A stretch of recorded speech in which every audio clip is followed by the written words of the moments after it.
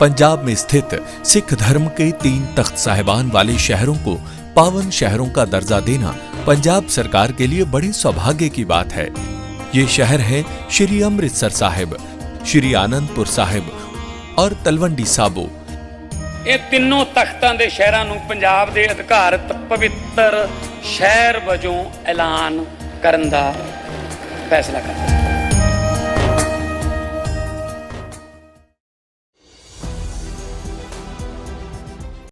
नमस्कार, आप देख रहे हैं 4 PM और मैं हूं आपके साथ आकांक्षा यादव।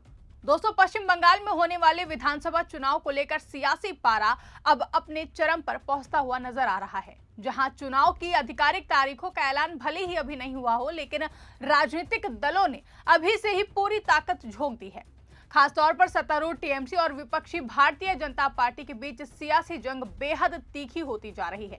इसी बीच मुख्यमंत्री ममता बनर्जी के एक बयान ने पूरे राजनीतिक गलियारों में भूचाल ला दिया है और बंगाल की राजनीति एक बार फिर देश की सुर्खियों में आ गई है। दरअसल मुख्यमंत्री ममता बनर्जी ने कोलकाता में केंद्रीय गृह मंत्री अमित शाह के दौरे को लेकर ऐसा बयान दे दिया जिसे भाजपा ने खुली धमकी करार दिया है। ममता बनर्जी ने कहा कि अगर वो चाहती तो अमित शाह को होटल से बाहर निकलने ही नहीं देती। ममता के इस बयान के सामने आते ही सियासी विवाद तेज हो गया। भाजपा ने इसे लोकतंत्र के खिलाफ और कानून व्यवस्था को चुनौती देने वाला बयान बताया, जबकि टीएमसी भाजपा पर इसे राजनीतिक संदर्भ से तोड़ मरोड़ कर पेश करने का आरोप लगा रही है। सबसे पहले आपको बता देते हैं कि ममता बनर्जी ने आखिर क्या बयान दिया है जिसकी वजह से ये पूरा बवाल शुरू हुआ। तो हाल ही में एक सभा को संबोधित करते हुए सीएम ममता बनर्जी ने केंद्रीय गृह मंत्री अमित शाह पर सीधा हमला बोला और उन्होंने कथित तौर पर कहा कि अगर वो चाहती तो शाह को उनके होटल से बाहर निकलने नहीं देती। इस बयान ने आग में घी का काम किया। दोस्तों, सीएम ममता का ये रुख ये दिखाता है कि वो भाजपा के केंद्रीय नेतृत्व को ये संदेश देना चाहती हैं कि बंगाल में ममता बनर्जी का ही राज चलता है। भाजपा ने इसे लोकतंत्र की हत्या और खुली धमकी करार दिया, जबकि टीएमसी इसे भाजपा की दमनकारी नीतियों के खिलाफ एक स्वाभाविक आक्रोश बता रही है। ममता बनर्जी का ये बयान ऐसे समय में सामने आया जब बंगाल में चुनावी माहौल लगातार गर्म होता दिखाई दे रहा है। माना जा रहा है कि करीब 2 महीने के भीतर विधानसभा चुनाव की तारीखों का ऐलान हो सकता है। ऐसे में हर बयान, हर भाषण और हर ट्वीट चुनावी रणनीति का हिस्सा बन चुका है। ममता बनर्जी और उनकी पार्टी टीएमसी अब भाजपा पर सीधे और आक्रामक हमले के मूड में नजर आ रही है। एक और ममता बनर्जी ने अमित शाह को सीधी धमकी दी, तो वहीं दूसरी तरफ 1 जनवरी को टीएमसी के स्थापना दिवस के मौके पर ममता बनर्जी ने भाजपा पर खुलकर हमला बोलते हुए सोशल मीडिया प्लेटफॉर्म एक्स पर एक पोस्ट साझा करते हुए लिखा कि तृणमूल कांग्रेस की स्थापना 1989 में मातृभूमि और बंगाल की जनता की सेवा के उद्देश्य से की गई थी। ममता ने साफ शब्दों में कहा कि मां माटी मानुस की पार्टी टीएमसी दुष्ट ताकतों के आगे नहीं झुकेगी। उनका यह बयान अब सीधे तौर पर भाजपा और केंद्र सरकार पर निशाना माना जा रहा है। सीएम ममता ने अपने संदेश में बंगाल के विकास, लोकतांत्रिक अधिकारों की रक्षा और जनता की आवाज को दबाने की कोशिशों के खिलाफ संघर्ष जारी रखने की बात कही। उन्होंने पार्टी कार्यकर्ताओं के बलिदान को याद करते हुए कहा कि टीएमसी ने हमेशा जमीनी स्तर पर लड़ाई लड़ी है और आगे भी जनता के साथ खड़ी रहेगी। ममता का यह संदेश साफ तौर पर चुनावी बिगुल फूंकने जैसा था, जहां राजनीतिक विश्लेषकों का मानना है कि ममता बनर्जी अब रक्षात्मक नहीं बल्कि पूरी तरह से आक्रामक रणनीति पर उतर चुकी हैं। 2021 के विधानसभा चुनाव में जीत के बाद भाजपा ने लगातार केंद्र की एजेंसियों और चुनाव आयोग के जरिए टीएमसी को घेरने की कोशिश की है। ऐसे आरोप लगातार लग रहे हैं। अब ममता बनर्जी उसी आक्रामक भाषा में जवाब देती हुई दिखाई दे रही हैं, ताकि पार्टी कार्यकर्ताओं और समर्थकों में जोश बना रहे। वहीं दूसरी ओर टीएमसी के राष्ट्रीय महासचिव अभिषेक बनर्जी ने भी भाजपा और चुनाव आयोग पर तीखा हमला बोला है। उन्होंने कहा कि कोई भी अहंकारी या दमनकारी ताकत बंगाल की जनता के संकल्प को तोड़ नहीं सकती है। अभिषेक बनर्जी ने हाल ही में चुनाव आयुक्त ज्ञानेश कुमार के साथ हुई अपनी तीखी बहस का भी जिक्र किया, जिसने राजनीतिक गलियारों में काफी ज्यादा हलचल मचा दी है।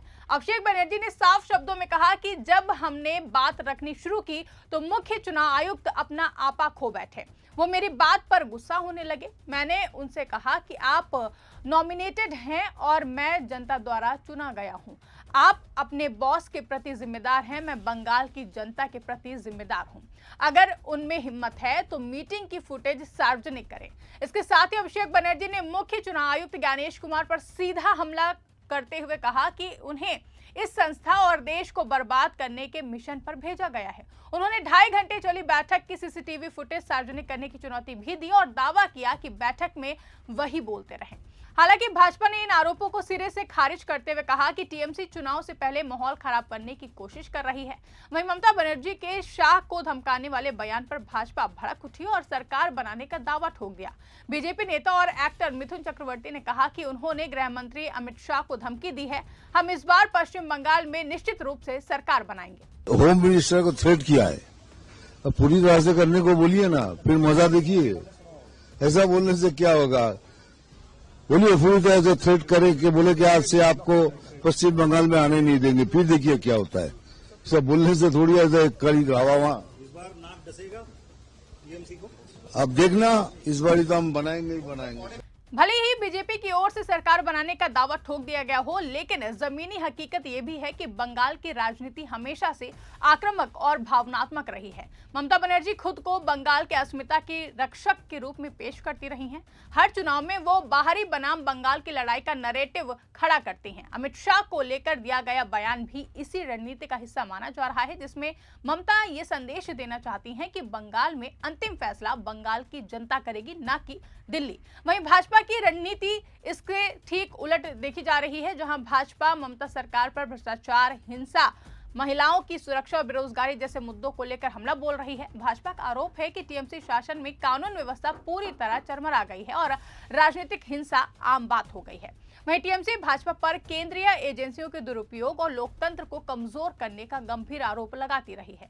चुनाव आयोग को लेकर उठा विवाद भी आने वाले दिनों में और भी ज्यादा गहराने की संभावना जताई जा रही है, जहां टीएमसी लगातार आरोप लगा रही है कि आयोग केंद्र सरकार के इशारे पर काम कर रहा है, जबकि आयोग खुद को स्वतंत्र और निष्पक्ष बताता है और ये टकराव चुनावी प्रक्रिया के दौरान और भी ज्यादा तेज हो सकता है। कुल मिलाकर पश्चिम बंगाल की राजनीति एक बार फिर तीखे और आक्रामक दौर में देखी जा रही है।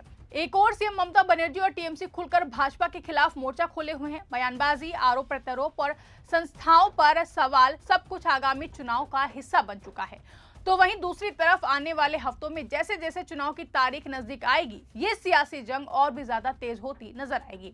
ऐसे में अब देखना यह होगा कि सीएम ममता बनर्जी की आक्रामक रणनीति और बंगाल की अस्मिता का कार्ड कितना ज्यादा असर दिखाता है और क्या भाजपा अपने परिवर्तन के नारे के साथ टीएमसी को कड़ी टक्कर दे पाती है या फिर नहीं। लेकिन इतना तो तय है कि पश्चिम बंगाल का ये चुनाव सिर्फ सत्ता का नहीं, बल्कि सियासी वर्चस्व और लोकतांत्रिक संस्थाओं की विश्वसनीयता की भी बड़ी परीक्षा साबित होने वाला है। फिलहाल के लिए इस खबर में बस इतना ही। इस पूरी खबर पर आपकी क्या राय है, कमेंट करके हमें जरूर बताएं। वीडियो पसंद आई हो तो वीडियो को ज्यादा से ज्यादा लाइक और शेयर करना ना भूलें। चैनल पर नए हैं तो चैनल को सब्सक्राइब जरूर कर लें और देखते रहिए 4 PM न्यूज नेटवर्क।